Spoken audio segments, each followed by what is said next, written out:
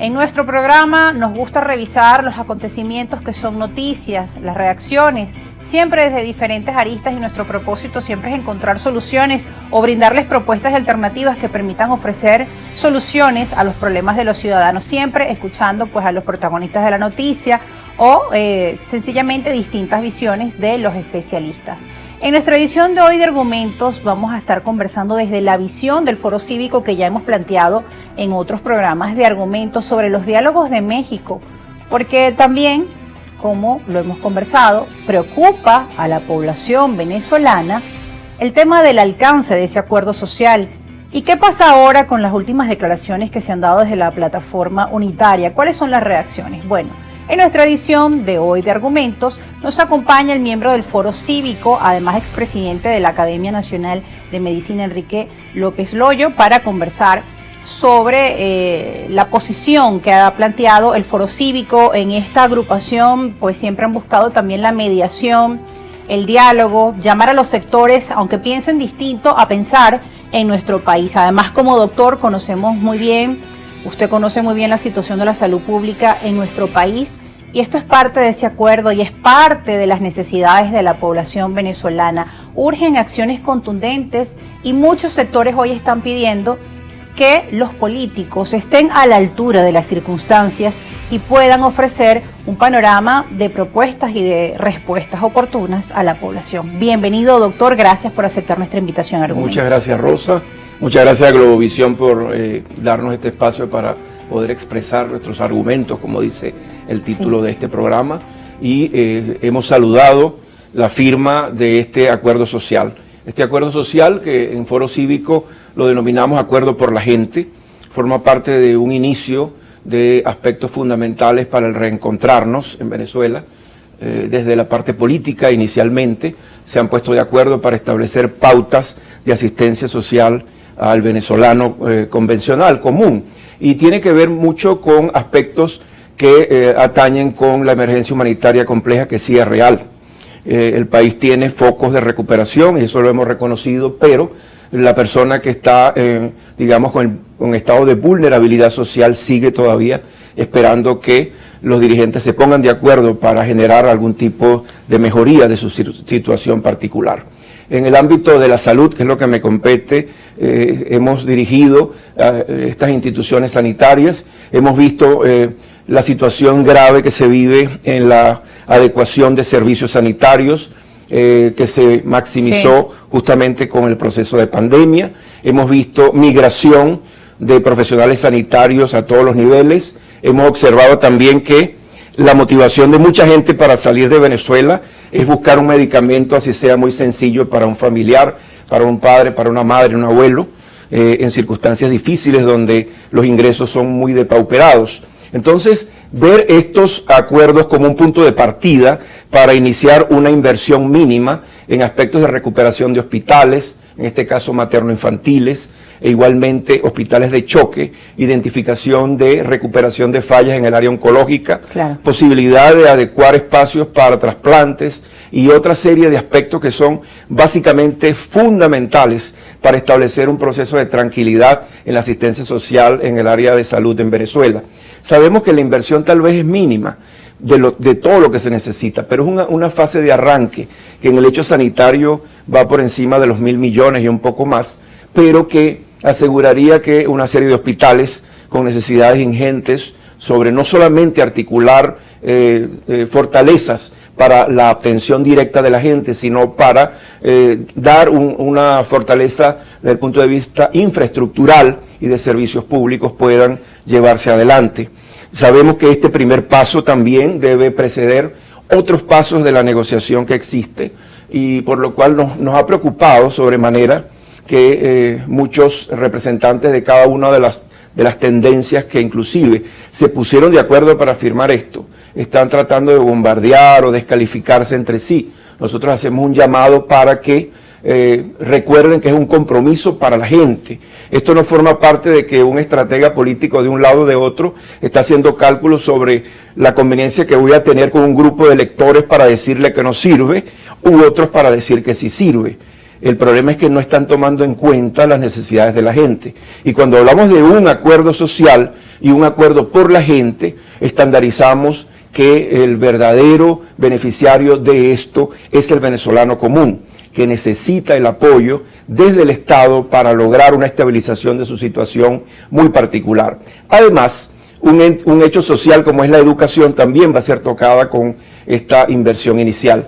Consideramos que no debería haber ningún tipo de ataque a este tipo de inversiones. Nosotros lo que queremos es que no se vea como una acción para esperar pasar por una taquilla y cobrar por un hecho político. Vamos a verlo como un punto de encuentro para mejorar las condiciones de vida de muchos venezolanos. Ahora, para explicar a nuestra audiencia quiénes conforman este Foro Cívico de Venezuela. También explicar que desde el punto de vista de quienes integran este foro no estamos hablando de alguna posición ideológico partidista, son un grupo de venezolanos de diferentes ramas académicos que buscan además conciliar y justamente dar respuesta a distintas problemáticas del sector educativo, porque hay miembros del sector educativo presentes en este foro, también el de salud, que es su caso, entre otros. Por favor, para detallar y precisar a nuestra audiencia. Es un grupo heterogéneo, no solamente desde las profesiones, sino también de comunidades de fe, sí, de grupos de lucha comunitaria, inclusive de comuneros,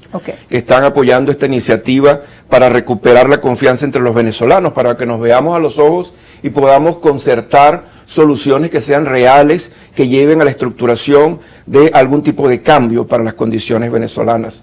E igualmente están grupos de derechos humanos que claman para que exista, digamos, una justicia transicional que sea efectiva, para que si hay algo que juzgar se juzgue, pero sin una visión políticamente sesgada para destruir a grupos particulares, sino para identificar las debilidades de los sistemas de aplicación de la justicia en Venezuela.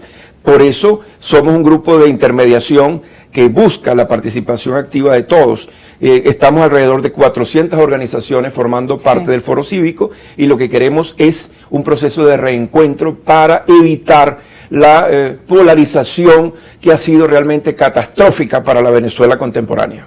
Bueno, y parte de esas demandas que ustedes venían realizando las compartíamos ayer con nuestra audiencia, un comunicado emitido por el Foro Cívico, nuestra producción también lo tiene por allí a mano, donde exigían que las partes también cumplieran con esos compromisos acordados. Desde la plataforma unitaria se está exigiendo al gobierno que den respuestas de forma pronta. Aquí tenemos parte de esos comentarios que compartían: acuerdos por la gente, la etiqueta, la dinámica de la negociación y los acuerdos, demanda responsabilidad política. Nos preocupa que los tonos y expresiones empleados recientemente por el gobierno nacional y la plataforma unitaria vulneren la materialización de los acuerdos en México. Es muy importante destacar que se han creado expectativas dentro de la población venezolana con esos acuerdos de México, ese acuerdo social que usted está comentando, por la necesidad humanitaria que hay en nuestro país de dar respuesta. Acá, bueno, hay varios de los trinos que ustedes compartían el día de ayer, como también resaltan que el mecanismo de negociación es una oportunidad para la transformación del conflicto en procura de las soluciones concretas. Y justamente desde argumentos muchas veces conocemos a fondo y sabemos la realidad. Llegan a esta silla políticos, voceros también de algunas comunidades contándonos cómo se encuentra la situación en materia de servicios públicos, agua, electricidad, hospitales. Recibimos acá denuncias constantemente, vecinos sin agua, vecinos sin el servicio también telefónico.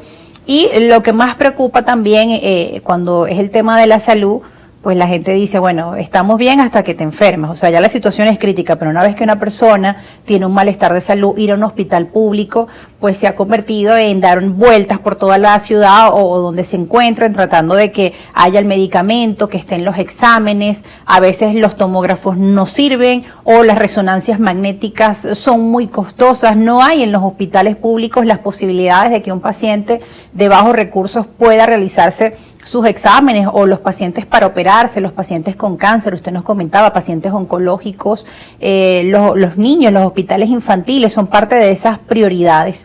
Si tuviéramos que hacer un recuento sobre las prioridades que hay en materia de salud, ¿hacia dónde ustedes pondrían el foco en este momento para esa atención, para que se pueda iniciar? ¿Cuál es la propuesta concreta específicamente para esa parte de la salud que demanda tantas respuestas? Bueno, existe un déficit estructural de lo que es la necesidad de asistencia sanitaria. Sin embargo, las prioridades tienen que ver con la atención materno-infantil, el aseguramiento de la fase nutricional de los niños. Por eso hemos apoyado la implementación del Programa Mundial de Alimentación en Venezuela en el área escolar, pero tiene que extenderse más allá, porque existe un nivel de obtención de un ciudadano de calidad para un país, que son los primeros 1000 días de vida.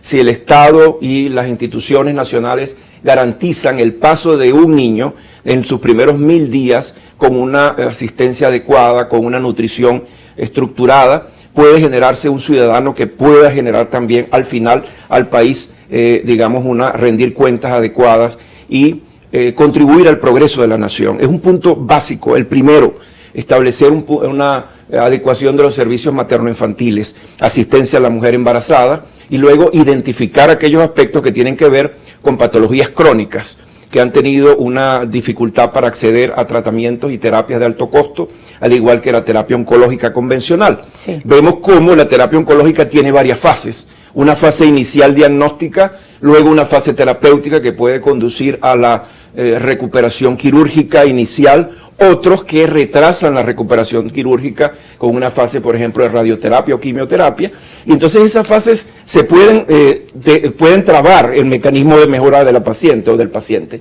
Por lo tanto, pacientes en cola esperando por su radioterapia. Entonces, esperando radioterapia, esperando las terapias, sí, o intervenciones. Entonces, aceitar ese mecanismo de relojería que significa la atención oncológica son aspectos prioritarios. Igualmente tenemos un grave problema con los ancianos en el país. Recuperar las capacidades del Estado para identificar las fallas en la asistencia al anciano, hacer una recuperación adecuada de los mecanismos de atención al anciano y de allí en adelante establecer pautas para que las cosas se lleven de manera correcta en la adecuación de los presupuestos para el sistema sanitario. El problema nuestro ha sido que se traba un poco la asistencia porque la persona va directamente al hospital de alto grado. Tiene que comenzar con una asistencia en los ambulatorios o en los centros de atención de primer grado y luego elevar la necesidad de atención a otros aspectos que, como les decía, del mecanismo de relojería, aseguran que el paciente pueda ser atendido.